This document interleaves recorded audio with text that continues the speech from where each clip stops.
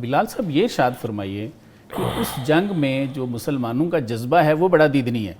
کوئی شک نہیں. مثلا حضرت زید بن ثابت ہیں تو وہ بھی بچے ہیں, وہ اپنے پنجوں کے بل کھڑے ہو جاتے ہیں کہ میں اتنا بڑا ہو گیا ہوں, مجھے بھی اجازت دیجیے.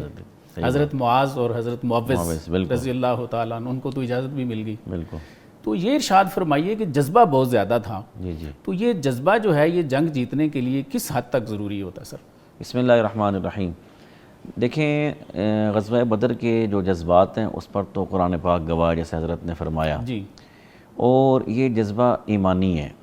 اس جذبے پر حضور پاک صلی اللہ علیہ وسلم کی پچھلی 13-14 سال کی محنت ہے. بالکل صحیح. جو حضور پاک نے کبھی نظر بند رہ کے دار ارقم میں, کبھی آپ نے قید رہ کے شیب ابی طالب میں آپ نے کی ہے. اور یہ ایک ایک جو ہے نا فرد, یہ سب وہ لوگ ہیں کہ جنہیں حضور پاک نے خود تیار کیا ہوا ہے. سبحان اللہ, واہ. انصار مدینہ کے ساتھ بھی حضور پاک نے تقریباً 1.5 سال 2 سال محنت کر چکے ہیں. انصار مدینہ کے افراد بھی ویسے نہیں کہہ رہے کہ ہم دائیں بھی مریں گے, بائیں بھی مریں گے, آگے بھی مریں گے, پیچھے بھی مریں گے. اور اس موقع پر جو انصار مدینہ ہے حقیقت میں ان کے جذبات مہاجرین سے زیادہ ہیں. اس کی وجہ یہ ہے, دیکھیں انصار مدینہ کے ساتھ حضور پاک نے ایک معاہدہ کیا تھا بیعت عقبہ ثانیہ میں.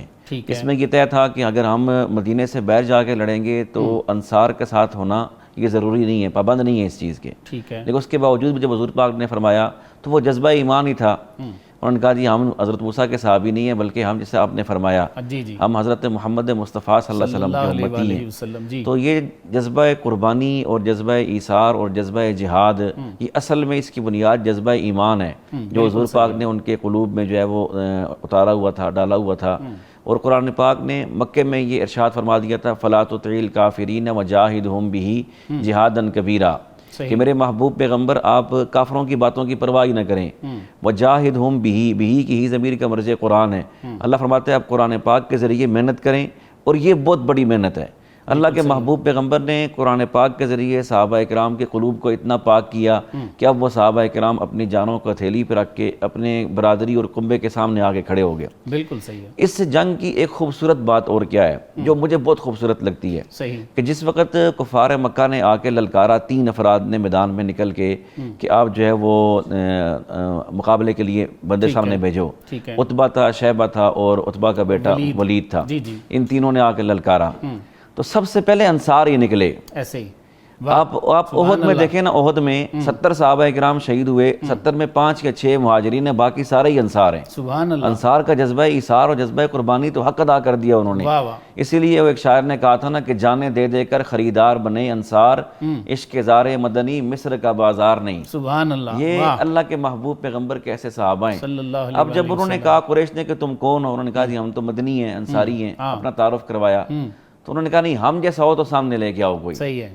اب اس کے بعد جو کام حضور پاک نے کیا, یہ دنیا کا کوئی جرنیل کوئی قائد نہیں کرتا. ایسے ہی ہے. جب بھی کوئی بڑی جنگ ہوتی ہے تو لوگ اپنے لوگوں کو چھپاتے ہیں. ایسے ہی ہے. حضور پاک نے اپنے سب سے پہلے سامنے پیش کر دیے.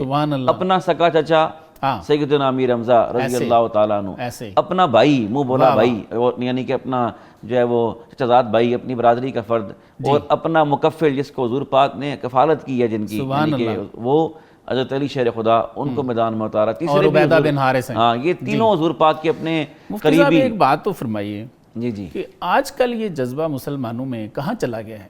فلسطین آپ کے سامنے ہے, بچے مر رہے ہیں, شہید ہو رہے ہیں, یعنی ان کی ویڈیوز نہیں دیکھی جاتی. کوئی ایک single voice can you hear from anywhere? آج یہ جذبہ ہم میں کیوں نہیں ہے؟ اس کی ایک وجہ تو یہ ہے کہ ہم لوگ اپنے اپنے دائرے کے اندر بند ہو گئے. اس وقت یہود و نصارہ نے پوری دنیا کا ایک نقشہ ایسا بنا دیا ہے کہ ہم لوگوں کو الگ الگ دربوں کے اندر بند کر دیا گیا ہے. ہم یہ سمجھتے ہیں کہ ساتھ والے گھر میں آگ لگی ہوئی ہے, ہمیں پرواہ نہیں ہے, ہم تو بالکل محفوظ ہیں, ہماری سرحدات محفوظ ہیں. ایک تو یہ بات ہے. صحابہ اکرام کے ہاں یہ نہیں تھا. اگر کوئی صحابی کسی دنیا کے دوسرے کونے میں جنگ میں ہوتا تو یہ صحابہ اکرام یہاں تڑپتے تھے, ان کے لیے دعائیں کرتے تھے, قنوت نازلہ پڑھتے تھے. الزام ان کو دیں جنہوں نے ہمیں بند کر دیا, یا اپنے آپ کو دیں؟ نہیں, الزام اپنے آپ کو بھی دینا کہ ہم نے یعنی کہ اپنے آپ کو بند ہونے کے اس مقام تک پہنچایا کیوں ہے. بالکل. یہ جذبہ ختم ہوتے ہوتے ہم اس مقام پہ پہنچ گئے کہ ابھی ہم الگ الگ گھروں کے اندر بند ہیں. لیکن یہ ایک بات آپ کو بتاؤں کہ جو لوگ آج بھی میدان میں ہیں کفر کے مقابلے میں, جذبات ان کے بھی ویسے ہی ہیں. صحیح. ہم نے صحابہ کرام کے دور کی مثالیں دیکھی ہیں اس زمانے کے اندر بھی کہ فلسطین میں آپ دیکھیں ایک ماں ہے، بوڑھی عورت ہے، جب ایک مرتبہ زخمی ہو کر کے اسپتال پہنچتی ہے، دوبارہ اس اسپتال میں جو ہے بمباری ہوئی تو صحافی نے اس سے بعد نے پوچھا کہ جب دوبارہ بمباری ہوئی تو آپ کی کیفیت کیا تھی، آپ کا پہلا ریئیکشن کیا تھا؟ صحیح. اس نے کہا میں نے اپنی چادر ٹھیک کی ہے، اپنا دوپٹہ درست کیا ہے کہ کہیں جب میری لاش ملبے سے ملے تو میرے بالوں میں کسی غیر محرم کی نگاہ نہ پڑے. یہ آج بھی ہے. واہ واہ.